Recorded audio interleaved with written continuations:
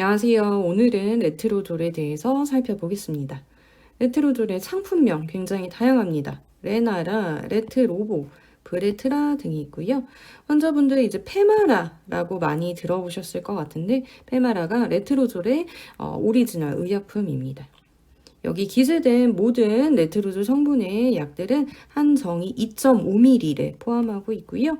뒤에 용법 용량에서 자세히 보겠지만 하루에 한 정 2.5ml 복용하는 약입니다. 이 약의 허가 적응증은 다음과 같이 기재가 되어 있는데요. 간략히 말씀을 드리면 호르몬 수용체 양성이면서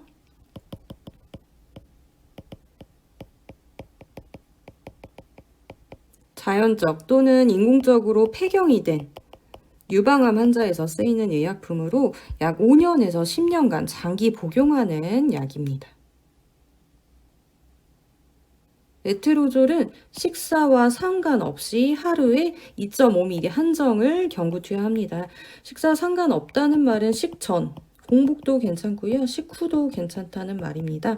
다만 항상 일정한 시간에 복용해야 하기 때문에 환자분들 꼭 알람 맞춰두고 복용하셔야 됩니다. 매일 동일한 시간과 동일한 컨디션에서 복용하시는 걸 추천을 드리고요. 이 약이 장기 복용하는 약이다 보니까 복용을 깜빡할 때가 있어요. 식약처에서는 복용을 잊은 경우에는 생각난 즉시 복용한다.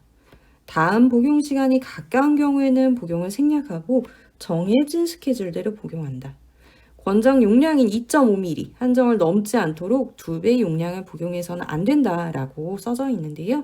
제가 그림으로 표현을 해봤습니다. 그래서 나는 항상 아침 8시에 복용하는 사람이에요. 오늘 아침 8시랑 내일 아침 8시의 중간은 오늘 저녁 8시죠. 예를 들어 약을 깜빡했는데 저녁 8시 전에 생각났어요. 오후 3시쯤 생각이 나요.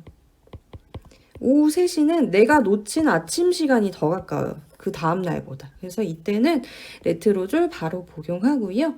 다음 날 오후 3시에 복용하는 것이 아니라 다음 날 약은 원래 제 시간인 아침 8시에 복용을 합니다. 두 번째 케이스로 아침 8시에 레트로졸 깜빡했는데 저녁 8시 넘어서 예를 들어 저녁에 11시쯤에 생각났어요. 나 아침에 레트로졸 안 먹었네. 근데 이 저녁 11시는 아침 8시보다 그 다음날 아침 8시가 더 가깝잖아요. 이럴 때는 그냥 한번 건너뛰시고 다음날 아침 8시에 그 시간에 복용해야 되는 한 정만 복용한다라고 보시면 좋을 것 같습니다. 다섯 번째로는 일반적인 주의사항입니다. 이 약은 골밀도가 감소할 수 있습니다. 그래서 골밀도 모니터링이 필요하고요. 임상시험에 따르면 골절 발생률은 레트로졸군이 13.3%, 골다공증 발생률도 14.5%로 기재가 되어 있습니다. 그래서 환자분들 항상 넘어지지 않도록 조심하셔야 될 것 같고요. 두 번째로는 콜레스테롤 증가도 기재가 되어 있습니다. 이로 인해서 콜레스테롤 수치 모니터링이 필요하다고 써져 있는데요. 이 임상시험은 복용을 5년을 하고 이제 추적기간이 8년이라고 기재가 되어 있는데 고콜레스테롤 혈증이 52.3% 굉장히 확률이 높은 것을 확인할 수 있습니다. 세 번째로 피로, 어지러움, 졸림이 있을 수 있기 때문에 운전이나 기계 조작 시 주의를 요하고요. 환자분들에게 어떤 영향이 있는지, 나는 약 먹었는데 괜찮다. 혹은 나는 약을 먹고 한 2시간 정도는 졸리다. 이런 것들을 확인을 하고 활동하는 것이 권장됩니다. 이 약은 배아 태아 독성이 있기 때문에 감기 여성 환자는 이 약 치료 기간 동안과 마지막 투여하고 적어도 3주 동안은 피임하는 것도 추천이 되고 있습니다. 레트로졸은 간경변으로 인한 중등도의 간 기능 저하 환자에서 용량 조절이 필요하다고 써져 있고요. 다음으로 빈도가 높은 20% 이상 발생한 이상 반응을 살펴보겠습니다. 첫 번째 연구에서는 레트로졸을 5년 복용하고 이제 8년 추적을 했었는데요. 고콜레스테롤 혈증이 52.3%, 얼굴이나 목 상체가 빨개진 홍조가 33.5%, 관절통, 관절염이 25.4%로 보고가 되었습니다. 두 번째 연구에서는 레트로졸을 2년 복용하고 2년 4개월 추적을 했을 때 홍조가 49.7%, 힘이 없고 피로감이 심한 무력증이 33.6%, 땀이 많이 나는 발한 증가 24.2%, 관절통 22.0%, 두통도 20.1% 보고가 돼 있어서 이제 공통적인 부작용이라고 한다면 홍조와 관절통이라고 보시면 좋을 것 같습니다. 이 홍조와 관절통에 나타나는 시기, 증상에 대해서 좀 자세히 설명을 드리고자 하는데요. 홍조 같은 경우는 앞서 살펴봤듯이 빈도가 약 33에서 50%로 알려져 있고, 레트로조를 복용하고 수일에서 수주일 이내에 시작하고 서서히 강도가 감소한다고 알려져 있습니다. 증상으로 따진다면 얼굴, 목, 상체가 달아오르는 느낌이 들면서 피부가 붉어지고요. 환자분들 따라서는 땀도 많이 나고 가슴도 두근거리고 불쾌한 기분이 있을 수 있고, 이러한 증상들로 인해서 만성적인 수면장애나 피로가 생길 수 있습니다. 두 번째 관절통 같은 경우는 빈도가 약 22에서 25%로 알려져 있습니다. 약을 시작하고 2, 3개월 이내에 발생이 되고 6개월 차에 가장 심하고 서서히 감소됩니다. 증상으로는 관절과 근육이 뻣뻣해지고 주로 손, 손목, 무릎, 척추 부위에서 나타나서 환자분들이 이렇게 표현을 하세요. 뼈 마디마디가 아파요. 허리가 끊어질 것 같아요. 관절이 뻣뻣해요. 아침에 일어나서 손가락이나 발가락을 피는데 어려움이 있어요. 라고 표현을 하십니다. 이 두 가지 이상 반응은 피크를 찍었다가 서서히 감소하는 특징이 있기 때문에 환자분들 증상 너무 심하더라도 사라지는 부작용이다, 곧 괜찮아진다, 잘 알고 계시면 좋을 것 같습니다.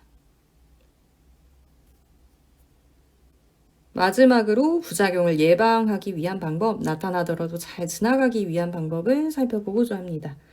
직전에 말씀드렸던 홍조 같은 경우는 예방을 위해서 고온의 사우나 목욕이나 맵고 뜨거운 음식은 꼭 피해 주셔야 되고요.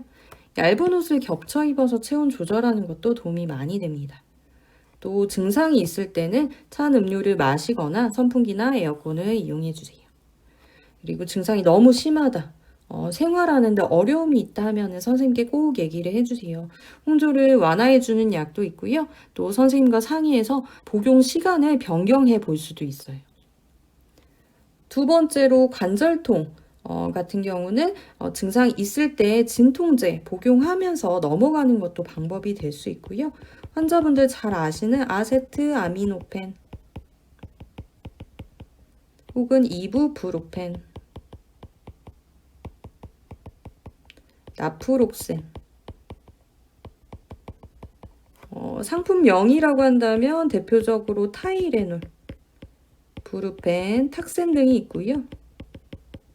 약 복용하시면서 잘 넘어가시면 되고, 병원에 따라서는 이제 관절을 조금 유연하게 해주는 운동 같은 것도 추천을 해주세요. 그래서 가벼운 러닝, 요가, 수영 같은 것도 도움이 될 수 있고, 통증이 너무 심하다 하면 당연히 선생님께 얘기를 해주셔야 됩니다. 좀 더 강한 진통제를 써야 할 수가 있고요. 이제 조금 심한 경우에는 약을 변경하는 것도 의료진들이 고려하게 됩니다. 그래서 환자분들 참지 마시고 꼭 외래 때 얘기를 주시고, 앞에서도 강조를 드렸지만 홍조, 관절통은 피크를 찍었다가 점차 괜찮아집니다. 그래서 환자분들도 점점 나아지고 있구나, 잘 아셨으면 좋겠고요. 골밀도 감소 관련해서는 병원에서 주기적으로 골밀도 검사 시행을 합니다. 그래서 병원에 따라 다르지만 1, 2년에 한 번씩 검사를 하게 되고요.